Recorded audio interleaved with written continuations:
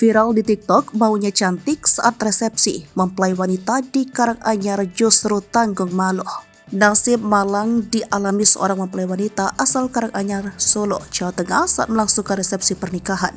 Niat tampil cantik mempelai wanita tersebut justru menanggung malu lantaran siger Sunda yang ia kenakan terlepas.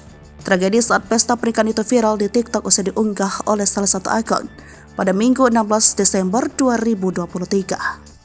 Dalam video yang diunggah, terlihat kedua pengantin tampil serasi dengan menggunakan pakaian adat Sunda berwarna putih. Di tengah acara resepsi, mempelai wanita tampak bernyanyi didampingi oleh suaminya.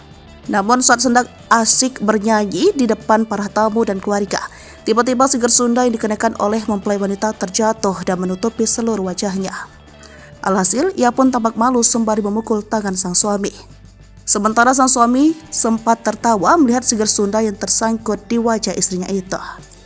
Diduga siger tersebut sampai terlepas lantaran tingkah mempelai wanita yang begitu aktif.